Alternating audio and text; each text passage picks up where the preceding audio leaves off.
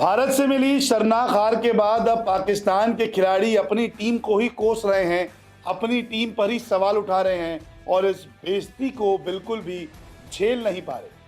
सलमान अली आगा की कप्तानी में पाकिस्तान टीम को बेहद शर्मनाक हार का सामना करना पड़ा और अब तो पाकिस्तान के पूर्व खिलाड़ी भी चुप नहीं रह पाए। टीम सिलेक्शन से लेकर कप्तानी से लेकर और रणनीतियों पर भी सवाल उठा दिया। एक एक करके आपको बताता हूं कि इस हार से कितनी ज़्यादा चुभन अब पाकिस्तान के पूर्व खिलाड़ियों को हो रही है।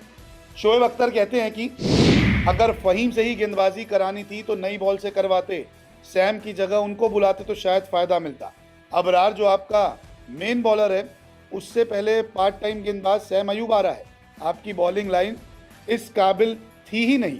अगर पाकिस्तान की टीम 200 रन भी बना लेती तो ये गेंदबाज वो डिफेंड नहीं कर पाते और पाकिस्तान की गेंदबाजी में किसी तरह की कोई बात नजर नहीं आई।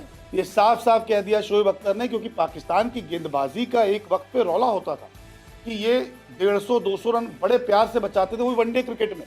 लेकिन आज देख लीजिए, अभिषेक शर्मा ऐसा बल्ला घुमाते जैसे कोई नेट बॉलर गेंदबाजी कर रहा है। तभी भड़क गए हैं शोएब अख्तर। इसके अलावा एक और तेज गेंदबाज पाकिस्तान के पूर्व कप्तान वसीम अकरम भी अपनी भावनाओं पर काबू नहीं रख पाए। उन्होंने भी कड़वे शब्द बोल दिए और कह दिया कि मैं अपने दिल की बात कहूंगा, पाकिस्तान को खेलते देखना मुश्किल है। एक पूर्व खिलाड़ी होने के नाते मैं खेल के उस हिस्से में जीत और हार को समझता हूं, लेकिन पिछले 4-5 सालों में भारत ने हर विभाग में पाकिस्तान को मात दी है। 1-2 बार हम यहाँ वहाँ जीते हैं, लेकिन भारत का प्रदर्शन अविश्वसनीय रहा है। प्रतिभा, गहराई, सब कुछ। किसी भी गेम में 1-2 कैच छूट सकते हैं, ये ठीक है, लेकिन पहले 10 ओवर में 91 रन बनाने के बाद जब आप 200 रन तक नहीं पहुँच पाते तो कुछ कहने को नहीं रहता। 10 ओवर में 105 के करीब या 10 ओवर में 91 रन पाकिस्तान और अगर हिंदुस्तान को कंपेयर करेंगे तो दोनों कहीं ना कहीं बराबर पे थे। भारत ने आसानी से टारगेट चेस कर, लेकिन पाकिस्तान जो है वो कोलैप्स कर गई। शिवम दुबे आए, उन्होंने 2 विकेट लेके पूरा माहौल बिगाड़ दिया। तो इसी बात को वसीम अकरम कह रहे, जब आप इतनी मजबूत स्थिति में थे तो आप वहाँ तक आगे तक क्यों नहीं पहुँचे जहाँ तक आपको पहुँचना चाहिए था। इसके अलावा राशिद लतीफ़ पूर्व पाकिस्तानी कप्तान भी रह चुके, ये तो और ज़्यादा गुस्सा हो गए। उन्होंने कहा कि देखिए, पाकिस्तान इतनी अच्छी बल्लेबाजी कर रहा था, अचानक से स्थिति खराब कैसे हो गई। आपने आक्रामक होने की कोशिश भी नहीं की, उन्होंने हार मान ली। उन्होंने बीच के ओवर में आक्रमण करने की कोशिश क्यों नहीं की, मुझे नहीं पता। हर कोई यही कह रहा है, जब 91 रन बोर्ड पे लग गए हैं, आप बड़ी स्ट्रांग पोजीशन में हैं, तो फिर स्कोर बड़ा क्यों नहीं बना। आपको ऐसा क्या हुआ जो आप बैकफुट पर आ गए।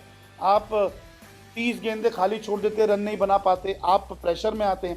तो यहाँ पर राशिद लतीफ़ भी काफ़ी गुस्से में दिख रहे हैं। इसके अलावा मिसबाह उल हक जो एक और कप्तान पाकिस्तान के रह चुके हैं, उन्होंने अभिषेक शर्मा की तारीफ की और अपनी गेंदबाजी की जमकर बुराइयां की।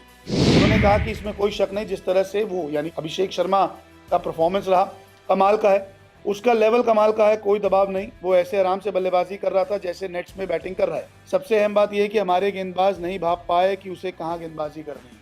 बिल्कुल अभिषेक शर्मा के लिए तो हथियार डाल चुके थे पाकिस्तान के सभी गेंदबाज, कहाँ गेंदबाजी करें किसी को नहीं पता था। जहाँ भी गेंदबाजी कर रहे थे, अभिषेक शर्मा बाउंड्री के बाहर गेंद को पहुँचा रहे थे। तो सिर्फ पाकिस्तान के फैंस ही चोट खाकर नहीं बैठे हैं, बल्कि पूर्व खिलाड़ी को भी बुरा लगा है कि किस तरीके से पाकिस्तान हिंदुस्तान के सामने हथियार डालता हुआ नजर आया। ये हार जो है, ये सिर्फ हार नहीं, ये चुभने वाली हार है और अब इन सब की चुभन जो है वो बाहर भी आ रही है। अब देखते हैं कि क्या एशिया कप 2025 में भारत और पाकिस्तान का फाइनल में मुकाबला हो पाता है या फिर नहीं।